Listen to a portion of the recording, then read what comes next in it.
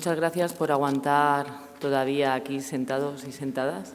Vamos a empezar el último bloque de la tarde hablando de los temas internacionales relacionados con la política de drogas en general y de cannabis en particular. Esta sesión, como este año en general, en el marco de las políticas internacionales de drogas, está marcado por la celebración de la próxima sesión especial de Naciones Unidas, de la Asamblea General de Naciones Unidas sobre drogas. Y para ello tengo el placer y el honor de compartir mesa con antiguos compañeros de trabajo y nuevas compañeras de batallas. A mi izquierda, a mi derecha, a vuestra izquierda, tenemos a Constanza Sánchez, investigadora de ICERS, que va a hacernos una descripción de lo que es el régimen internacional de control de drogas, va a explicarnos un poquito cómo funciona.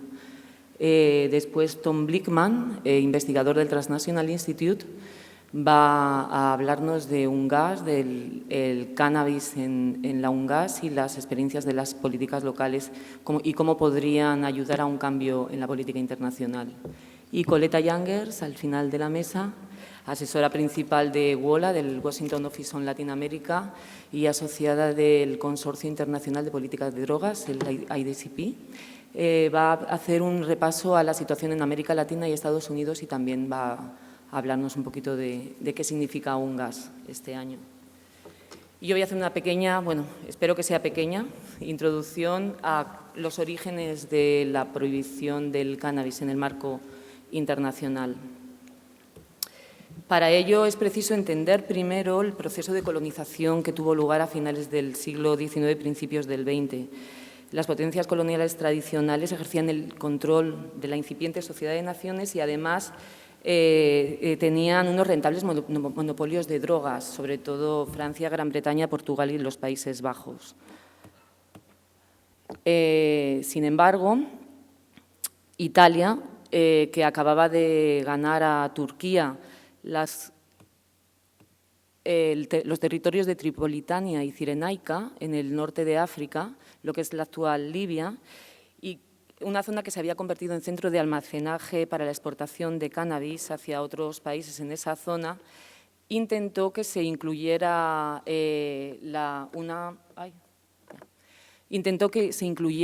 el tema del cannabis en la conferencia de 1912, en la conferencia de la Internacional del Opio, que estaba centrada, como su nombre indica, sobre todo en regular el comercio de opio. No lo consiguió. No consiguió que el cannabis fuera introducido en esta conferencia, pero sí consiguió que la conferencia incluyera un artículo en el que declara que considera que es conveniente estudiar la cuestión del cáñamo de la India desde el punto de vista estadístico y científico, con el objetivo de regular sus abusos, si se sintiera la necesidad de tal decisión por la legislación internacional o por un acuerdo internacional.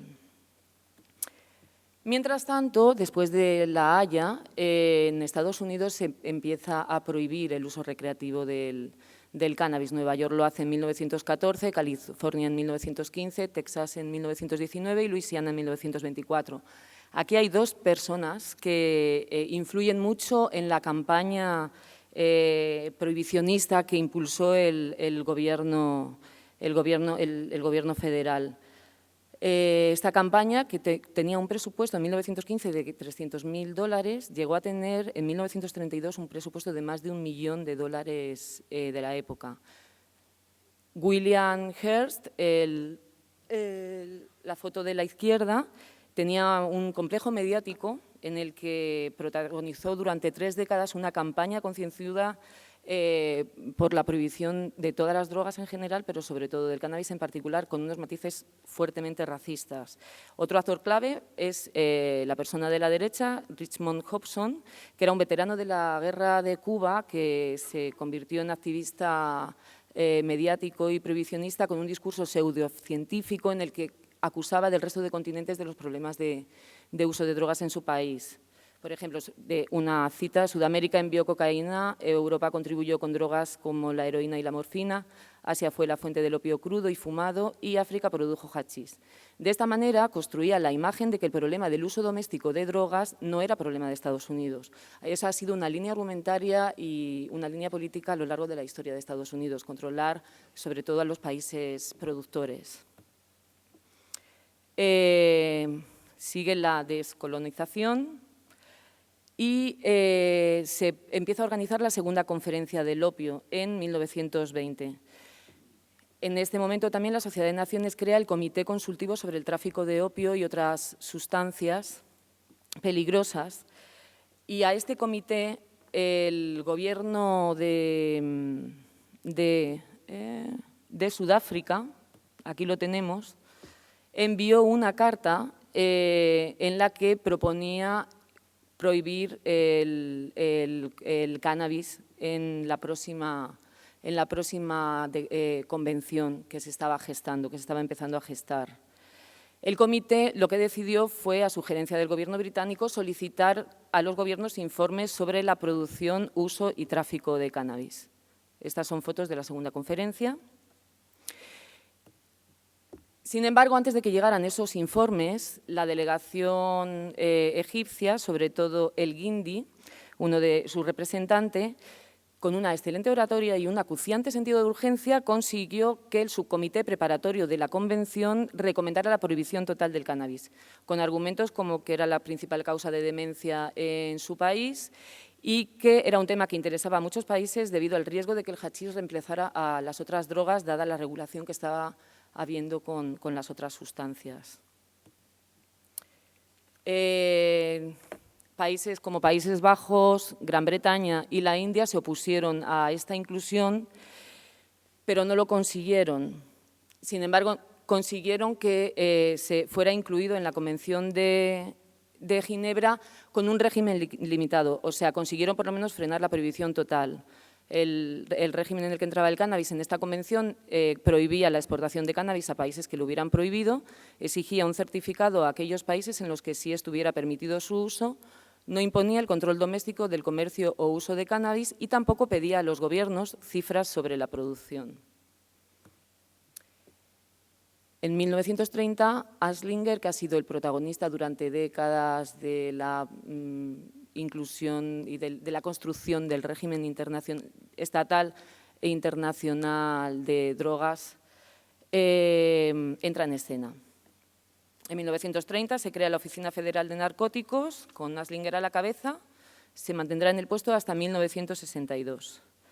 Durante las comparecencias, por ejemplo, escribió documentos tan científicos como el que tenemos a la derecha de la diapositiva, en el que bueno, pues, presentaba la marihuana como causante de crímenes sexuales, asesinatos y otras conductas inmorales. Junto con Hearst, a quien hemos visto antes, aquí a la izquierda de la diapo, pues hicieron una campaña brutal de descalificación. Esta es la que me gusta más, por ejemplo, porque con esa, o sea, uno de los argumentos que todavía siguen funcionando a día de hoy es la teoría de la escalada, ¿no? O sea, tú te fumabas un porro y acababas enganchado a la heroína, como obviamente todos sabemos. Me han dicho en la organización de la feria que han tenido que poner contenedores de jeringuillas, porque al principio empezamos fumando porros cuando llegamos a la feria, pero acabamos todos yendo a recoger jeringuillas, lo podréis ver a la salida.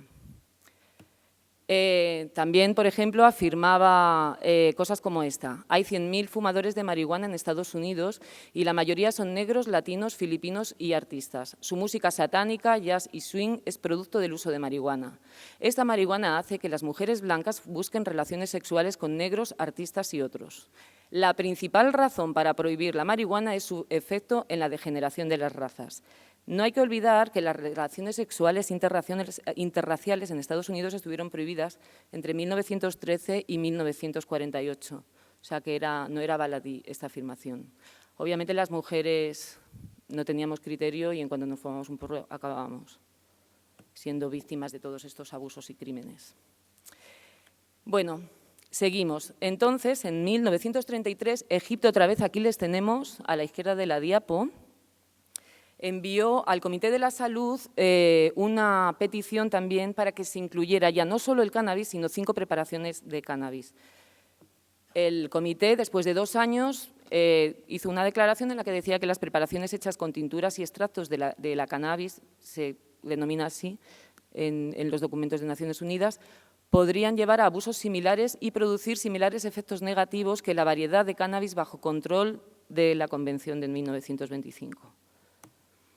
En 1933, también el Comité Asesor sobre el Tráfico de Opio, en su informe anual, declaraba que mientras el control sobre los derivados de opio y coca hace que sea cada vez más difícil obtenerlos, se recurrirá de manera creciente al cannabis para sustentar la adicción. Y es importante que el comercio de cannabis y sus productos sean observados de cerca.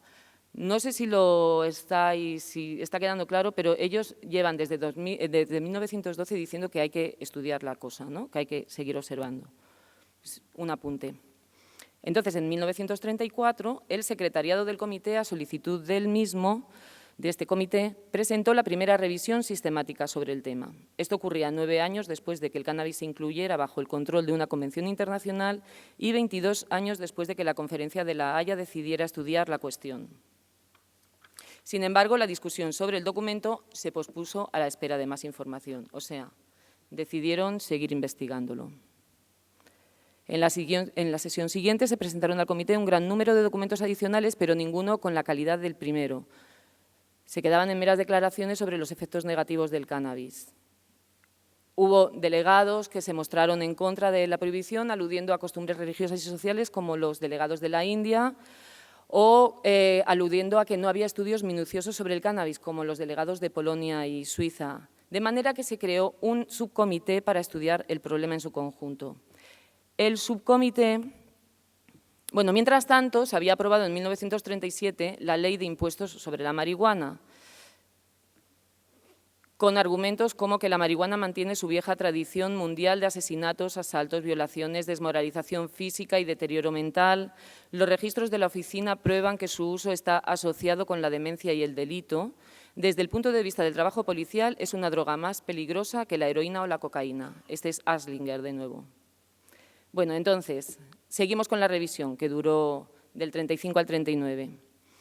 Estos fueron los dos personajes principales encargados de llevar todo el trabajo científico de la revisión. A la izquierda, Treadway, y a la derecha, Bouquet.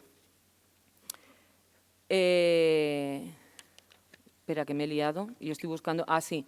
Bouquet, por ejemplo, declaró: en el momento presente, la total supresión, al menos en países en los que el consumo de cannabis es un hábito muy antiguo, resultaría en un aumento en la adicción a drogas manufacturadas, que son mucho más peligrosas. Así, el trabajo del subcomité finalizó en el 39 tras haberse concluido que eran necesarios más estudios sobre el contenido de resina en el cannabis, la determinación del principio activo del cannabis, las causas de la adicción y su relación con la demencia y el delito, y el fenómeno creciente de sustitución del consumo de cannabis por el de heroína, como estaba ocurriendo en Norte de África, Egipto y Turquía. En esta revisión se olvidaron de revisar y de estudiar el único informe que realmente merecía la pena revisar, que fue el informe de la Comisión de la India sobre cannabis. Es un informe que se había hecho en 1893 y 94, que consta de más de 3.000 páginas y no me acuerdo si eran 6 o 7 volúmenes. Un estudio muy minucioso que concluía ya a finales del siglo XIX que estaba injustificada la supresión del uso de bhang, que es el cannabis en la India. Todos los miembros de la comisión están convencidos de que su consumo está muy arraigado entre los hindúes, está incorporado en su religión para muchos de ellos, forma parte de sus costumbres sociales y, tomado con moderación, es inocuo y posiblemente beneficioso en algunos casos, y su abuso no es tan perjudicial como el alcohol. Bueno, pues esto se lo pasaron por el forro y decidieron que había que seguir estudiando. Aquí los tenemos, estudiando. Y en esto llega la Guerra Mundial y cambia la reconfiguración internacional. Ahora Estados Unidos sí que tiene poder, cosa que antes no tenía en la Sociedad de Naciones, y por eso no consiguió, a pesar de sus esfuerzos, no consiguió prohibir totalmente el cannabis, ¿no? De hecho, una de las cosas que consigue es que, por ejemplo, la Junta Permanente y el órgano de inspección de drogas, como se llamaban en ese momento, se trasladaran a Washington, lo que obviamente facilitaba una mayor influencia de Estados Unidos en la estructura de control de drogas de la Sociedad de Naciones Unidas. Se crea la Comisión de Estupefacientes en 1946, en cuya primera sesión ya se incluye el tema del cannabis. Sin embargo, por ejemplo, en un documento de esta reunión leemos que algunas opiniones médicas en Estados Unidos y México habían avanzado que la marihuana no ofrece ningún peligro real y tenía poca influencia en el comportamiento criminal. De hecho, el representante de México planteó si demasiadas restricciones al uso de la marihuana no llevarían a su sustitución por el alcohol, lo que podría traer peores resultados. El delegado de la India, obviamente, declaró que los indios eran moderados en su uso de ganja. Sin embargo, ahí estaba Anslinger diciendo que no, que esto es extremadamente peligroso y hay que prohibirlo. En 1953, la comisión se reúne y el secretariado presentó una posibilidad de 2 borradores de la Convención Única. Ya estaban con los preparativos de la Convención Única del 61. En este documento también presentó los problemas que había a la hora de formular un control del cannabis, que son su supuesto valor medicinal, la aceptación social del uso de cannabis, el uso industrial del cáñamo, las dificultades prácticas para controlar áreas remotas y el riesgo del tráfico ilícito. A pesar de estas dificultades, teniendo en cuenta estas dificultades, la comisión, aquí la vemos, decidió que hay que seguir estudiando. Sin embargo, después de analizarlo un poquillo así y tal, decidieron que, bueno, que mejor que no, que ya estamos cansados de estudiar, que llevamos desde 1912 estudiando y que lo que vamos a hacer es incluirlo directamente. Y así fue como el cannabis, sin tener la suficiente información sobre el problema, se incluía en el primer borrador de la Convención Única de Estupefacientes en la lista 4, adoptando la línea prohibicionista, la lista 4, que era la de sustancias más peligrosas.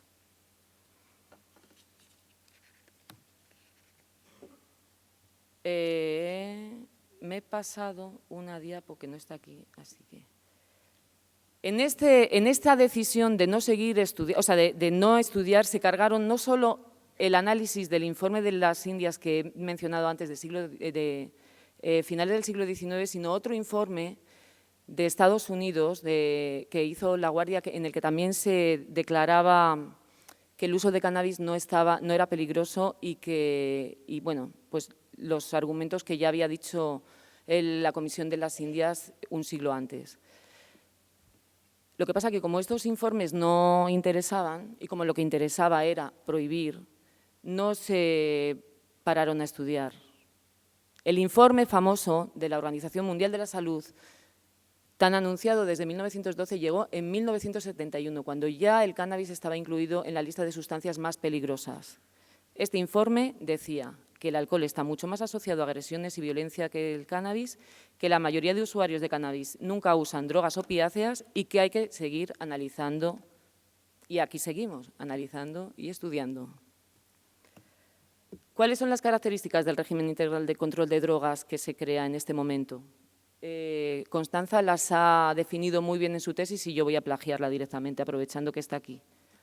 Primero, que el sistema internacional se centró en el control de opiáceos y después se añadió la cocaína y el cannabis. Primero se centró en el control de la producción nacional, después en el comercio transnacional. Primero se centró en la regulación del comercio y del suministro, después se centró ya en la regulación de los usos legítimos. Es decir, primero fue el prohibicionismo, después la criminalización. Luego también se centró en la inserción del régimen internacional de control de drogas en marcos más amplios de cooperación internacional, en los que ya no solo se hablaba de drogas, sino de ayuda económica, por ejemplo, después de la guerra, etcétera. Y luego también hubo una separación entre las cuestiones de control y los asuntos médicos y sociales relacionados con el consumo de drogas, que se ha mantenido hasta la actualidad. Sobre todo, esta configuración del régimen internacional de control de drogas se realizó en función de consideraciones como el comercio internacional, los intereses de la industria farmacéutica, la moralidad en torno al consumo de drogas e incluso el racismo. Es decir, no hubo ningún argumento científico que avalara esta prohibición. Y otra reflexión sobre este proceso de cómo ha sido incluido el cannabis en el sistema internacional son sus protagonistas. Las fotos de todos estos hombres, el club de caballeros, como lo llamaron un grupo de investigadores ya en 1975 que tenían intereses, pues como ha dicho Constanza, de todo menos científicos. ¿Dónde estamos las mujeres aquí? Pues obviamente en las campañas prohibicionistas. Somos víctimas vulnerables a las que nos pueden violar, enganchar a otras sustancias, etcétera, pero no tenemos ninguna capacidad de decisión sobre nuestros cuerpos y nuestras mentes. En fin, pues que muchas gracias por venir, por escuchar, por organizar y vamos a dar el paso a Constanza, que ya nos va a explicar un poquito más cómo está configurado el régimen internacional hoy día.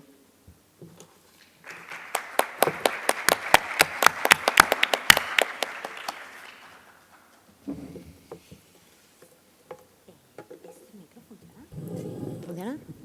Hola, buenas tardes a todas y a todos.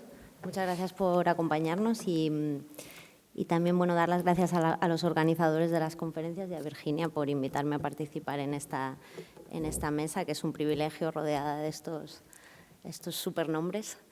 Y bueno, yo voy a tomar el relevo del desarrollo histórico que ha estado explicando Virginia sobre el Sistema Internacional de Control de Drogas. Y lo voy a hacer desde una perspectiva más que descriptiva, una perspectiva más bien analítica, tratando de ver cuáles son, dado que nos encontramos en un momento en el que se está empezando a vislumbrar un cambio, ¿no?, de un mundo prohibicionista a un mundo, con suerte, cercanamente post-prohibicionista, que vislumbramos, aunque todavía no sabemos muy bien qué forma va a tener ni cuándo se va a producir.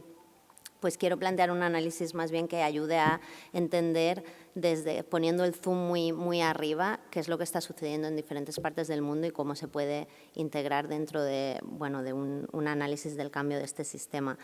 Creo que a mí me parece muy importante la idea que ha traído a colación Virginia durante todo a lo largo de su exposición, y es que el prohibicionismo no siempre ha existido, ¿no? Nosotros, todos los que estamos aquí, seguramente, pues, a no ser que alguien tenga más de 100 años, que en ese caso le doy la enhorabuena por estar aquí, todos hemos crecido y hemos vivido en un mundo prohibicionista, donde las drogas estaban prohibidas y muchas personas no saben que eso no siempre ha sido así, ¿no? Entonces, el prohibicionismo, una idea que me parece importante para arrancar, es que es fruto de un conjunto de decisiones políticas que se producen en un momento determinado de la historia en respuesta, o sea, son tomadas por un conjunto también de actores determinados, reflejo de unos intereses y bajo consideraciones que muchas veces no tenían nada que ver con las sustancias en sí, sino que tenían más que ver con consideraciones de tipo moral, ideológico,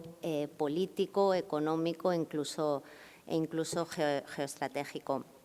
El Sistema Internacional de Control de Drogas, que sigue vigente o que está vigente en la actualidad, se compone de 3 convenciones internacionales, fundamentalmente de 3 convenciones internacionales y de 3 organismos de control que se encuentran insertados en el organigrama de las Naciones Unidas. El principio fundamental que rige todo este sistema es que, el objetivo es limitar el consumo, la producción y la distribución de sustancias controladas, ¿no?, fundamentalmente en las 2 primeras convenciones, a fines exclusivamente médicos y científicos. Es decir, el resto de usos, y entendiendo como resto de usos pues el uso recreativo, el uso tradicional, el uso religioso, deben ser perseguidos y eliminados. Es decir, salvo con fines médicos y científicos, la utilización, la producción y la distribución de sustancias controladas, pues lo ideal es que fuera eliminada de la faz de la Tierra. Y otra idea clave, ¿no?, que introduce y que Virginia también ha traído a colación es que este sistema, desde sus inicios a principios del siglo XX, lo que introduce son controles políticos y legales a sustancias que hasta ese momento se regían por controles informales o, si queréis, controles tradicionales. Entonces, este sistema, muy pensado desde los países occidentales, desde los países donde está, por ejemplo, la gran industria farmacéutica, pues entra o choca con otro tipo de visiones y otro tipo de formas de entender y de consumir las sustancias controladas. El caso del cannabis, que es el que más nos ocupa aquí, es muy evidente, y también el caso pues, de la hoja de coca o de otras muchas plantas tradicionales, ¿no?, que han venido siendo utilizadas durante siglos. Me gustaría ahora comentar un poco brevemente cuáles son las características principales de las 3 convenciones internacionales del sistema de control de drogas. Y empezando por la Convención Única de 1961, si recordáis, en la presentación de Virginia hay toda una serie de convenciones que regulan aspectos diversos de las sustancias psicoactivas, y en un momento dado se considera que existen demasiados tratados, que es muy difícil gestionarlos y ponerlos en práctica, y que hace falta una convención única, ¿no?, como su nombre indica, para unificar todos los controles que se habían desarrollado hasta ese momento a nivel internacional. Entonces, es una convención que sigue muy centrada en el control de la oferta, ¿no?, del suministro de sustancias controladas, pero que introduce novedades importantes, es decir, se presenta al mundo como algo muy continuista respecto al anterior, pero en realidad tiene matices que la diferencian de las anteriores y que son bastante relevantes. En primer lugar, aunque sigue centrada en el control de la oferta, y es central, ¿no?, el control del suministro, por primera vez, tiene un mayor alcance. Por ejemplo, por primera vez se alenta a los Estados a introducir controles sobre las personas consumidoras y recomienda, ¿no?, proporcionarles tratamiento, ¿no? Pero algo fundamental y que va a afectar de manera particular al cannabis es que se amplía el control a las sustancias, a las materias primas, de las que provienen los estupefacientes, y fundamentalmente son la planta del cannabis, el arbusto de coca y la dormidera del opio. Entonces, ¿cómo se organizan estas convenciones? Pues lo que se hace es introducir una serie de obligaciones generales, ¿no?, que fundamentalmente es lo que he comentado, limitar a fines exclusivamente médicos y científicos todas las actividades relacionadas con estas sustancias controladas, que van a aparecer, ¿no?, clasificadas en listas de control, ¿no?, en 4 listas de control en función de, por una parte, su potencial peligrosidad y riesgo de abuso, y por otra parte, su potencial terapéutico. El uso tradicional pues, se considera algo que debe ser abolido, ¿no?, y en el caso del cannabis se da un plazo de, mediante el artículo 49, que recoge una serie de reservas transitorias, se da un plazo de 25 años para abolir por completo la utilización de esta sustancia. Es decir, las disposiciones de esta convención respecto del cannabis son especialmente restrictivas, y por primera vez en la historia del control de drogas se introducen medidas conducentes a la prohibición completa de una sustancia, eliminar una planta milenaria de la faz de la Tierra. Y se establece un plazo de 25 años desde la entrada en vigor de la convención, que fue en el año 1964, con lo cual el plazo para haber terminado y eliminado el cannabis de la faz de la Tierra se cumplió en 1989. Y a la vista está, si nos damos una vuelta por la feria, pues que eso no parece que vaya, ni que ha pasado desde luego, ni que vaya a pasar en el corto o en el medio plazo.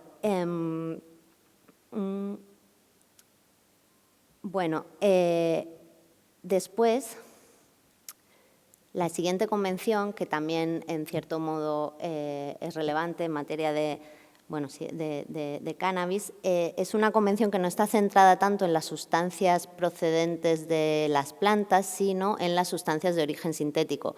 Está muy relacionado, normalmente los tratados de control de drogas son producto de su contexto histórico también y de qué es lo que está sucediendo en materia de consumo de sustancias psicoactivas, y todos los movimientos contraculturales de los años 60, 70, pues se produjo un incremento del consumo recreativo de sustancias de origen sintético como el MDMA, la LSD, las sustancias de tipo anfetamínico, que no estaban controladas en la Convención del 61, entonces se consideró necesario, porque la verdad es que estos funcionarios internacionales pues tienen un poco una obsesión por fiscalizar todo y se vio la necesidad de un nuevo tratado para meter estas nuevas sustancias bajo control. El sistema, al igual que se ha un poco vendido, ¿no?, el discurso de que la Convención Única simplemente unificaba lo anterior y no introducía cambios, también se ha vendido el discurso de que la Convención del 71 es como la del 61, pero con sintéticos y no con plantas. Pero en realidad, cuando se lee el tratado de manera detallada, cosa que tampoco creo que sea el momento ahora mismo, pero comentar que el principio para introducir una sustancia en la lista es exactamente el contrario. Comentaba Virginia que los estupefacientes se sometían a control hasta que se demostrara que no eran peligrosos, ¿no?, por si acaso. En cambio, y esto aquí el lobby farmacéutico y los países, ¿no?, donde están las sedes de las grandes farmacéuticas fueron importantes, lo que se estableció es que los psicotrópicos, por el contrario, pues van a tener una especie de presunción de inocencia. Entonces, en lugar de meterlo hasta que se demuestre que no es peligroso, lo que vamos a hacer es esperar. Y hasta que no se demuestre que efectivamente hay un riesgo para la salud, pues no se van a someter a control. Entonces, pues esta presunción de inocencia, por ejemplo, pues es la que rige este tratado, que en relación al cannabis, pues es donde se recoge su principio activo, ¿no?, fundamental, que es el THC, y entonces también pues, es una convención pues, que tiene un impacto importante en relación con el cannabis. ¿Qué es lo que sucedió? Y pasamos al siguiente tratado, a la Convención sobre Tráfico Ilícito de Estupefacientes y Sustancias Psicotrópicas. Esta convención no es tanto una convención para controlar sustancias, sino que es una convención para controlar, o es un instrumento de derecho penal internacional para introducir, ¿no?, sanciones penales a las actividades relacionadas con las sustancias controladas en los tratados anteriores, ¿no? Entonces, lo que hace básicamente esta convención, y que es fruto de la preocupación que surgió tras prohibir sustancias que eran altamente demandadas todavía, pues ¿qué sucedió? Si prohibimos algo que es muy demandado, pues se se genera un mercado ilícito que muchas veces está controlado por grupos criminales organizados y que incluso pues, puede tener impactos sobre la seguridad de las comunidades, de los estados, etcétera. Tiene muchas consecuencias, como bien sabemos. Entonces, pues se vio la necesidad de este nuevo tratado para tratar de contrarrestar el tráfico ilícito de sustancias. Entonces, ¿qué es lo que sucede si la Convención Única supone el paso del control sobre el comercio a la prohibición? Esta convención supone el paso de la prohibición a la cual le vamos a poner el adjetivo de punitiva. Es decir, una cosa es decir que una sustancia solo puede ser utilizada bajo determinadas condiciones y otra cosa es que si eso se hace, se van a establecer unas sanciones penales y pues las personas implicadas en estas actividades van a ir a la cárcel. Esto, aquí hay un poco un tocho, mi presentación no tiene unas fotos tan chulas como las de Virginia, pero simplemente quería resaltar que en este artículo 3, que es como el eje del tratado del 88, hay un matiz que es importante y que va a ser importante también en el consumo de cannabis, que es una excepción, ¿no? Porque se prohíbe la producción, fabricación, etcétera, la oferta, venta, distribución y el cultivo de las sustancias estupefacientes y de las psicotrópicas. En cambio, ¿qué es lo que sucede con el consumo y la posesión para el consumo personal? Pues que hay una excepción. No hay una obligación de establecer sanciones penales, sino que los Estados, a reserva de sus principios constitucionales y de los conceptos fundamentales de su ordenamiento jurídico, pueden decidir si sancionan el consumo y la posesión para el consumo personal o no. Entonces, ¿qué es lo que sucede? Que Estados parte de este tratado, pues pueden tener un régimen respecto del consumo y de la posesión para el consumo personal tan diferente como, por ejemplo, el caso de Estados Unidos y de España. Estados Unidos, el noviembre pasado estuvimos en una conferencia sobre políticas de drogas y había muchas personas que habían estado en la cárcel por delitos relacionados con las drogas y en concreto nos llamó mucho la atención el caso de un señor que acababa de salir de la cárcel, había cumplido más de 20 años por una onza de marihuana, que son 28 gramos, por posesión, trapicheo de una onza de marihuana. En cambio, aquí tenemos un sistema en el que si tú te fumas un porro en el espacio público, lo más grave que te va a pasar es que te pongan una sanción administrativa, ¿no? Entonces, hay una gran variedad de aproximaciones al consumo personal y a la posesión, incluso siendo parte de este tratado, y creo que esto es importante plantearlo.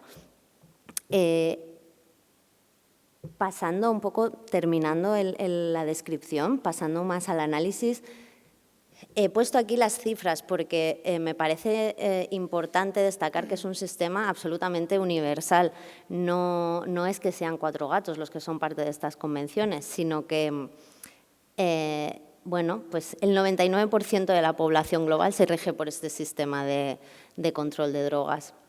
¿Y qué es lo que sucede? Pues que este sistema, que es profundamente homogeneizador de las políticas de drogas en todos los países, no distingue entre diferentes sustancias, no distingue entre diferentes tipos de uso, no distingue entre diferentes contextos, pues se ha visto con el tiempo que fue creado en respuesta a una serie de intereses y de visiones que luego pues no han funcionado o no han sido funcionales a todos los contextos y han degenerado en una serie de consecuencias no deseadas, de las cuales, pues, por ejemplo, la violencia relacionada con el tráfico ilícito que vemos hoy en día en muchos países como México, Centroamérica, Brasil, etcétera, pues son un ejemplo o la vinculación con conflictos como el de Afganistán, etcétera, etcétera. Entonces, estos serían un poco respecto al tráfico, también respecto a los usuarios. Hay muchas personas que, pues por culpa de este sistema prohibicionista y criminalizador, pues no tienen acceso a programas de intercambio de jeringuillas, no tienen acceso a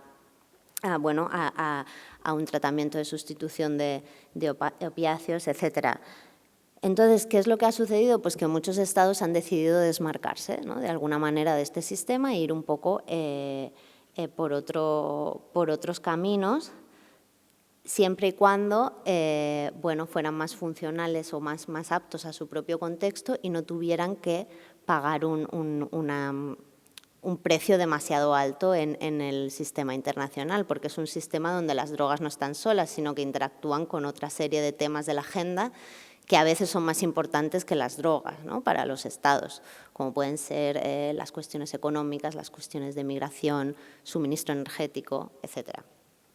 Entonces, esta diversidad de prácticas nacionales un poco a mí me llevó a formularme la pregunta de si estas prácticas estatales, ¿no?, los estados crearon este régimen internacional, entonces son los que deben cumplirlo.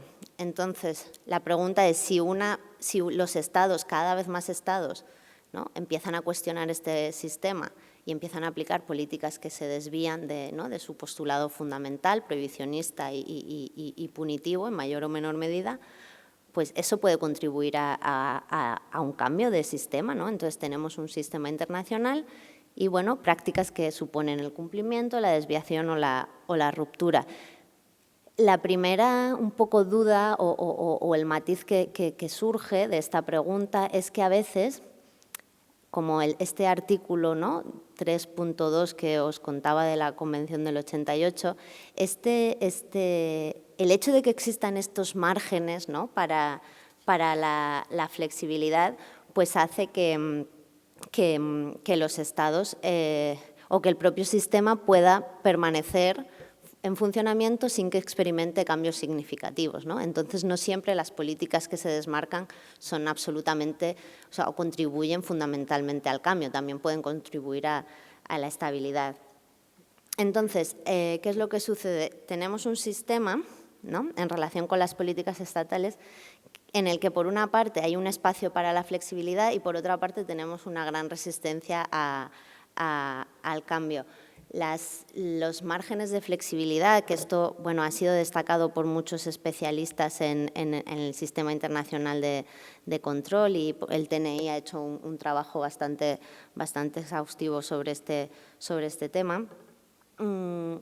Pues se han identificado una serie de márgenes de flexibilidad que los Estados pueden introducir para un poco adaptar las obligaciones internacionales a su contexto nacional, ¿no? Se trata, por ejemplo, la formulación de reservas. Los países pueden establecer excepciones, ¿no?, a algunos artículos del tratado. Esto es lo que hizo Bolivia cuando, es un proceso un poco largo de explicar, pero respecto de la hoja de coca, Bolivia intentó enmendar la convención, es decir, hacer un cambio al texto del tratado.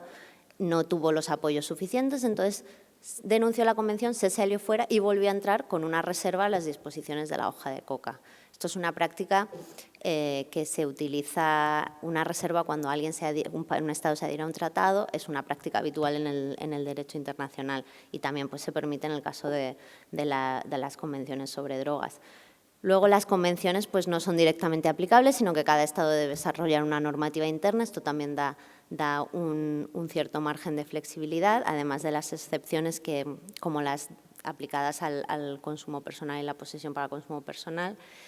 Y hay también algunos términos que no están muy claramente definidos, como qué es un uso médico, ¿no?, o qué es el bienestar de la humanidad, ¿no?, por el que abogan las convenciones. Bienestar de la humanidad es la abstinencia, o bienestar de la humanidad es poder consumir una sustancia libremente sin tener el miedo a una sanción penal, etcétera. Pero tenemos una serie de flexibilidades y muchos obstáculos, ¿no?, al cambio, muchas resistencias, ¿no?, dentro del sistema. Hay obstáculos de tipo jurídico, es decir, son convenciones muy blindadas, es muy difícil, ¿no?, de acuerdo con las reglas de las propias convenciones, introducir modificaciones en el lugar de la lista en el que están las sustancias, y así como enmendar el texto de las convenciones. Asimismo, hay una serie de obstáculos más de tipo moral o ideológico. Es que si el consumo de drogas en las convenciones se califica como evil, ¿no?, como diabólico, ¿no? Entonces, no se entiende que pueda existir un consumo responsable, un consumo recreativo ocasional o incluso un consumo continuado que no tenga una repercusión en la vida de las personas demasiado relevante. Y también la tendencia a considerar las drogas como un asunto no de salud pública, sino de seguridad, un asunto policial, un asunto del sistema de justicia penal, y no como una cuestión social o una cuestión de salud. A esto tenemos que añadir una serie de obstáculos de tipo político, que fundamentalmente es la oposición sistemática de una serie de países a un cambio de sistema por intereses muchas veces, como comentábamos antes, que no están relacionados directamente con las sustancias, sino que están relacionados con otro tipo de consideraciones. Y también los organismos de Naciones Unidas, en especial la JIFE, que es la Junta Internacional de Fiscalización de Estupefacientes, ha mostrado una gran resistencia. Tengo que terminar, ¿no? Ha mostrado una gran resistencia a cualquier cosa que suene a flexibilidad o que suene a una aplicación no extremadamente punitiva de las convenciones, que también daría para mucho. Entonces, para terminar, quería poner este cuadro que da un poco idea de que dentro de este sistema de control hay espacio para muchos tipos de políticas, ¿no? Tenemos en un extremo el prohibicionismo en su versión más punitiva, ¿no?, como podría ser el caso que os he comentado antes de este caso de Estados Unidos, que en Estados Unidos hay mucha diversidad, que esto Coleta va a explicarlo a continuación.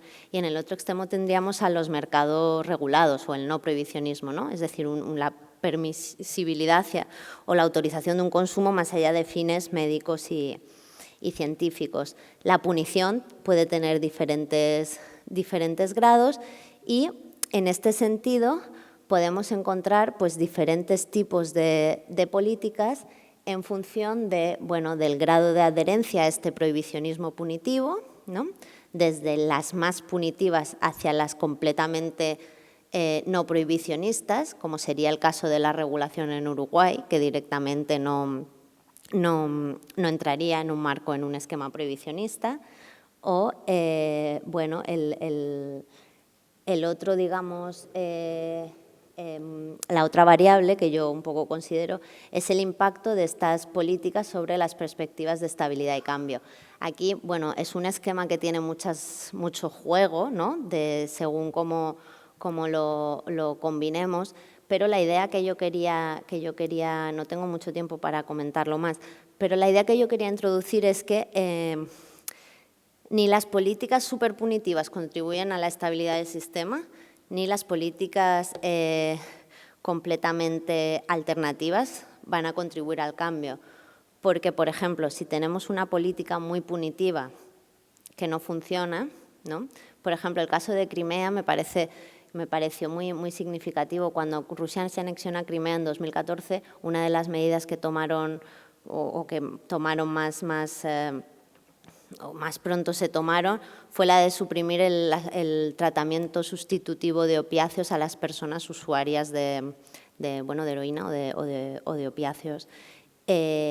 Y después de la supresión de esos programas, bueno, pues cientos de personas perdieron la vida, ¿no? Entonces, si tú estás haciendo una política muy punitiva, pero que no cumple para nada y no sirve para nada y solo está causando más muerte y más injusticia, pues a la larga es una política que no se va a sostener, ¿no? Igual sucede con las políticas más alternativas, ¿no? Si no se demuestran útiles, o sea, por ejemplo, hasta que no tengamos una evaluación de cómo han funcionado los procesos regulatorios en Uruguay, en Colorado, etcétera, es muy difícil también que otros países se animen a adoptarlo mientras siga teniendo el coste político en otros frentes que puede tener. Entonces, todas estas combinaciones pueden dar lugar tanto a cambios dentro del sistema internacional como el surgimiento de un nuevo sistema internacional, como puede ser quizá la sustancia que más cerca lo tendría sería el cannabis, y si adoptara un modelo similar al de, por ejemplo, el tabaco, que está en una convención marco de tabaco del año 2003. Y para terminar, vuelvo a la pregunta si estas prácticas estatales pueden contribuir a una transformación del sistema. Pues sí, yo creo que sí, pero hay una serie de condiciones. Sobre todo, bueno, la primera, que se realice una evaluación objetiva de los resultados de las políticas, y también creo que es fundamental, que Virginia ha mencionado varias veces esta cuestión, que haya que la inclusión en las listas de las sustancias esté basada en evidencias y en la investigación científica sobre sus riesgos y sus potenciales terapéuticos. Otra de las condiciones es que las políticas alternativas que se están implementando en la actualidad tengan resultados positivos, y también, a mi parecer, es muy importante que estos gobiernos que implementan estas políticas las defiendan a capa y espada en los foros internacionales, como es la Comisión de Estupefacientes. Y creo que con esto ya estoy. Muchas gracias.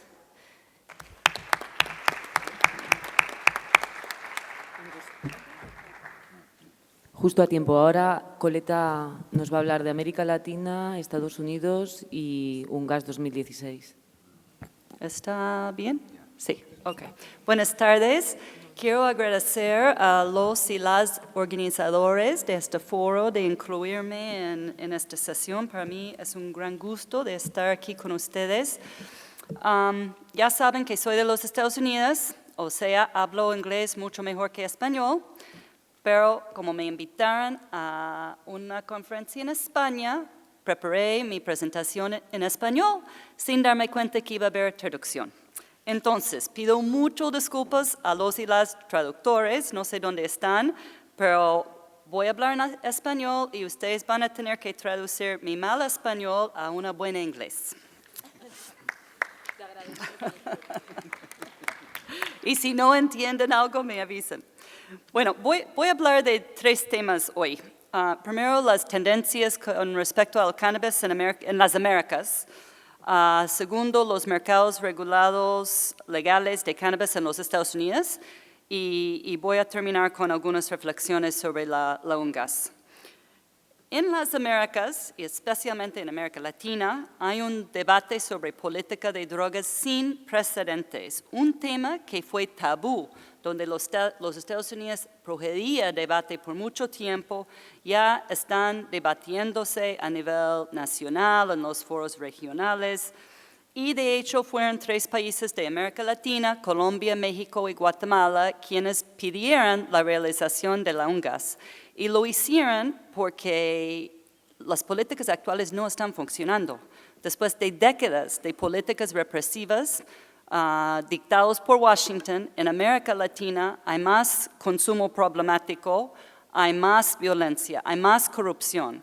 En fin, están enfrentando una crisis y se han dado cuenta, aunque no han habido muchas reformas en la región hasta ahora, se han dado cuenta de la necesidad de pensar en políticas alternativas. Y eso es el espíritu que fue convocado, el espíritu en lo cual fue convocado la UNGAS. Todavía hay mucho más debate que reformas en marcha en América Latina y aún en los Estados Unidos, donde también hay debate. Pero la excepción ha sido con respecto al cannabis. Y yo diría que estamos en un momento histórico en los esfuerzos de reformas en el tratamiento legal al cannabis en las Américas. Hay avances importantes en América Latina. Canadá podría ser el segundo país en el mundo de implementar un mercado legal regulado de cannabis. Y en los Estados Unidos, todo indica que en las elecciones en noviembre de este año va a ser un tipping point, no sé cómo se dice eso en español, pero punto de inflexión, gracias, hacia mercados legales de cannabis. Con respecto a Canadá, seguramente muchos de ustedes o todos ustedes saben que el nuevo primer ministro Justin Trudeau ha pedido al ex encargado de la policía de Toronto de desarrollar un plan de legalización del cannabis allá. Una encuesta difundida recién muestra que 68% de la población de Canadá está a favor, solo 30% está en contra, están divididos sobre el tema del autocultivo, pero están totalmente a favor de crear mercados para uso recreativo. En América Latina y el Caribe, como dije, con algunas excepciones, casi todas las reformas que hemos visto hasta ahora en políticas de drogas tienen que ver con cannabis. Por supuesto, hay el ejemplo de Uruguay, que es el primer país del mundo de aprobar un mercado legal, regulado de cannabis. La ley fue aprobada en diciembre de 2013, en 2014. Los reglamentos, las regulaciones para implementar la ley fueron anunciados y comenzaron el autocultivo y la registración de los clubes de cannabis. El año pasado, en 2015, emitieron las regulaciones para la marihuana medicinal y finalmente en octubre anunciaron quiénes iban a recibir las licencias para la producción comercial. Las 2 compañías, que se llaman Symbiosis y iCore, ya han comenzado la cultivación, o sea, las semillas ya están plantadas.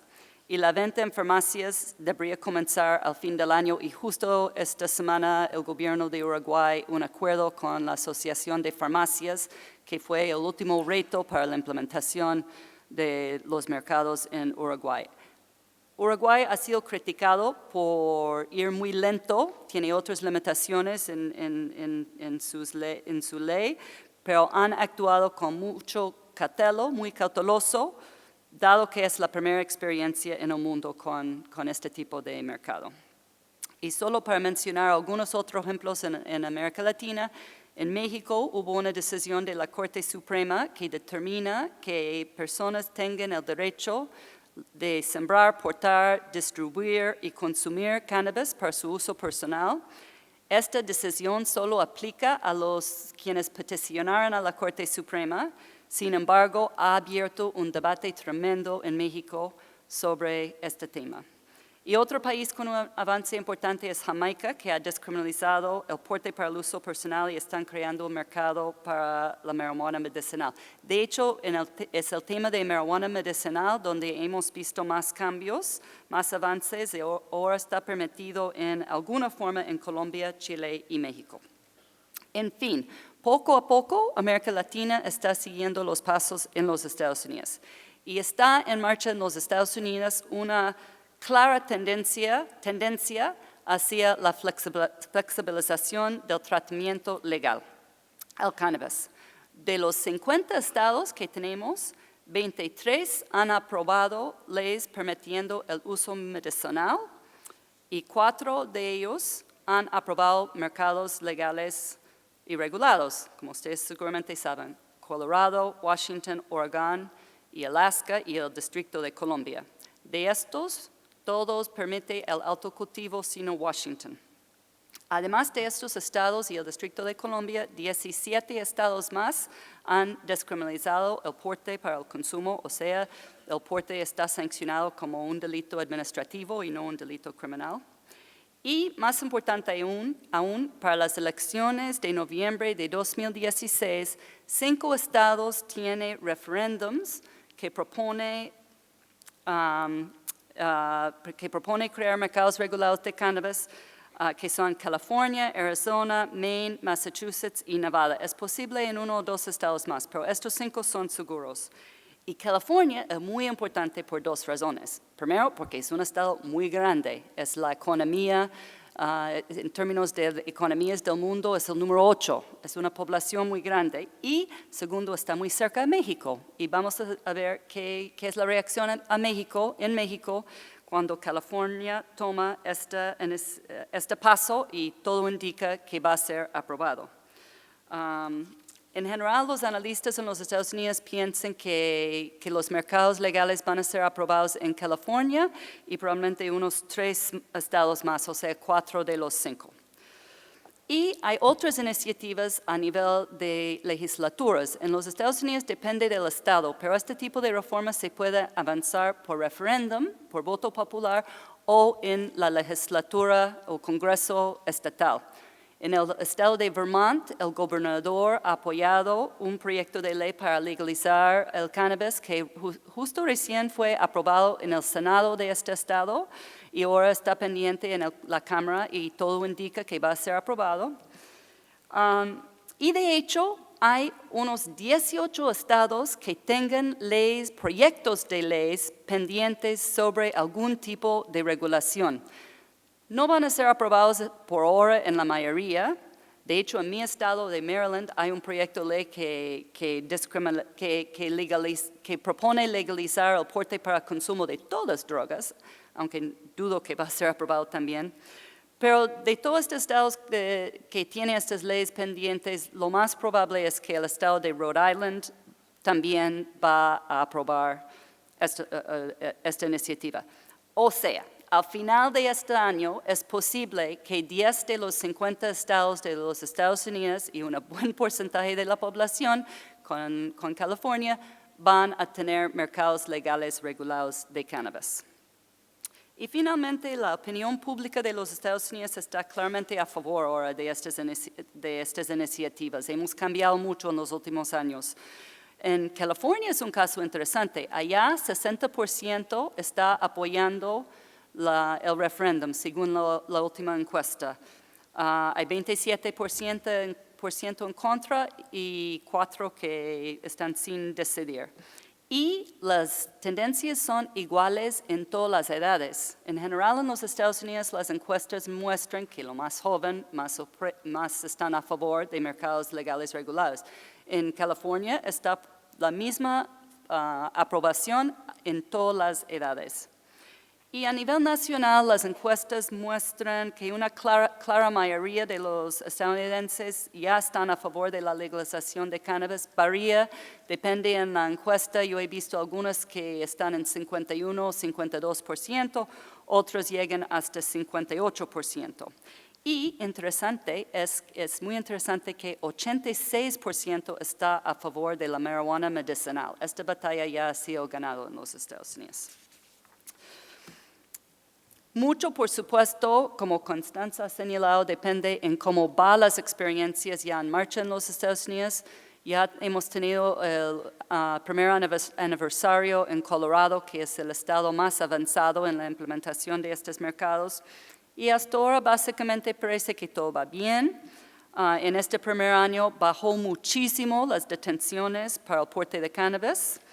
Ha aumentado la recaudación de fondos que el Estado está utilizando, los impuestos está utilizando para campañas de prevención, de educación y para la propia administración de los mercados. Y, muy importante, no ha aumentado el uso entre jóvenes, que es una de las preocupaciones principales de las personas en los Estados Unidos con respecto a estas reformas. Sin embargo, mientras los estados están avanzando hacia la legalización, el cannabis sigue ilegal bajo la ley federal, que se llama el Controlled Substances Act. Entonces tenemos una contradicción profunda en este momento y eso crea una serie de retos para los actores involucrados en el negocio, incluyendo la necesidad de hacer todas sus transacciones en efectivo, con los obvios riesgos que eso trae, que eso implica, y la amenaza constante de ser enjuiciados por parte del gobierno federal. Hasta ahora, la administración de Obama, después de esperar bastante tiempo para responder a Washington y Colorado, hasta ahora ha tomado un enfoque de no intervenir. Cuando el presidente Obama fue preguntado sobre eso al principio, decía, tenemos cosas más importantes que hacer. Al final emitieron un documento que contiene una política de lo que se puede decir es confiar pero verificar. Básicamente, trust but verify. Tiene una lista de 8 condiciones, no voy a listar todos ahora, pero son como no tener venta a menores, no vender en parques nacionales, etc. Pero si los estados cumplen con estas condiciones, el gobierno federal no va a intervenir. La DEA no siempre ha actuado así, pero eso es la instrucción del presidente. Pero mientras el número de estados creando estos mercados van aumentando, como ya he señalado, al final el gobierno federal va a tener que responder con garantías más concretas que no va a intervenir en los mercados legales donde han sido aprobados por referéndum o por las legislaturas estatales. Mucho depende del presidente y estamos en una situación electoral un poco afuera del normal, como ustedes seguramente han visto en las noticias. Es muy imprevisible quién sea presidente. Creo que vamos a tener mejor idea por lo menos de los candidatos en un par de semanas. Pero el único que tiene una posición muy buena es Bernie Sanders, que ha introducido una ley de legalizar el cannabis en el Congreso de los Estados Unidos. Este proyecto no tiene muchas posibilidades de ser aprobado ahora, pero obviamente sería otro escenario si él gana la presidencia. Yo no creo que es lo más probable, pero siempre tenemos la esperanza. Y con respecto al Congreso de los Estados Unidos, el escenario tampoco no es muy bueno, aunque hay un debate en los Estados Unidos sobre la necesidad de reformar las leyes de drogas y reducir las penas y reducir la población encarcelada por delitos menores de drogas. Es uno de los pocos temas donde hay apoyo bipartidario, pero el Congreso está muy disfuncional en este momento y como es año electoral, las iniciativas que tenían en esta área ya están estancadas hasta después de las elecciones. Entonces yo creo que la posibilidad que el Congreso cambie la ley federal para legalizar el cannabis aún está muy lejos de ser la realidad. Lo que sí han logrado el año pasado es una enmienda a la ley de presupuesto que prohíba a la DEA a gastar fondos federales para intervenir en mercados de marihuana medicinal en estados donde están legales. Y eso probablemente va a ser aprobado o renovado este año. Pero como he dicho y quiero reiterar, todo cambia con las elecciones en noviembre y así al final de año vamos a estar en un escenario muy diferente que va a impactar en el próximo presidente, el próximo Congreso después de las elecciones. No podrían seguir negando lo que quieren los estados, lo que quiere el pueblo de los Estados Unidos y las contradicciones en las leyes estatales y la ley federal. Y obviamente tiene un impacto importante en lo que los Estados Unidos puede hacer a nivel internacional. Estamos, como Constanza ha indicado, en una situación muy contradictoria. Los Estados Unidos, que ha sido el país que más ha empujado las convenciones internacionales, ha sido el arquitecto de la infraestructura de las convenciones del régimen internacional prohibicionista, ahora está en violación de estas convenciones. La posición de los Estados Unidos es que no están en violación de las convenciones porque la ley federal todavía prohíbe el cannabis. Pero uno no puede conocer las convenciones a detalle como Constanza y decir que los Estados Unidos están cumpliendo. No están cumpliendo. Y eso también implica que no tiene la capacidad moral, digamos, de argumentar en contra a la creación de estos mercados en otros estados, en otras partes del mundo. Y esto me lleva al tema de la UNGAS. Tenemos que reconocer que no es la primera UNGAS. Han habido dos antes. El segundo fue en 1998. Yo estuve, ya saben que soy muy vieja. Somos pocos que van a estar en los dos. Pero esto ha sido diferente justo por lo que decía al principio, la razón por lo fue convocado. Fue convocado con un espíritu de que tenemos que evaluar lo que hemos logrado hasta ahora con la política internacional de drogas. Tenemos que debatir alternativas y necesitamos un debate abierto y transparente donde participan no solo los pocos gobiernos que están involucrados en las decisiones que se toman en Viena, donde está la Comisión de Estupefacientes, sino tiene que participar otros países que generalmente no están. Hay 70 países que ni tienen embajada, ni tienen misión en Viena. Tienen que participar las comunidades afectadas, los grupos de la sociedad civil y otras agencias de Naciones Unidas como PNUD y el Consejo de Derechos Humanos, etc. La posición adoptada por los Estados Unidos con respecto a la UNGAS puede ser resumido así: abrir un poco de espacio reconociendo estas demandas para poner mayor enfoque en salud pública y derechos humanos, mientras asegura que no hay ningún cuestionamiento de las convenciones y lograr que el status quo se mantiene. Los Estados Unidos, todos los países involucrados emitieron lo que se llamaba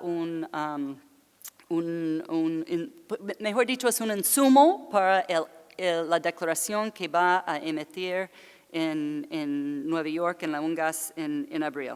Entonces, el insumo de los Estados Unidos, de hecho, fue bastante bueno. Sorprendió a muchos de nosotros.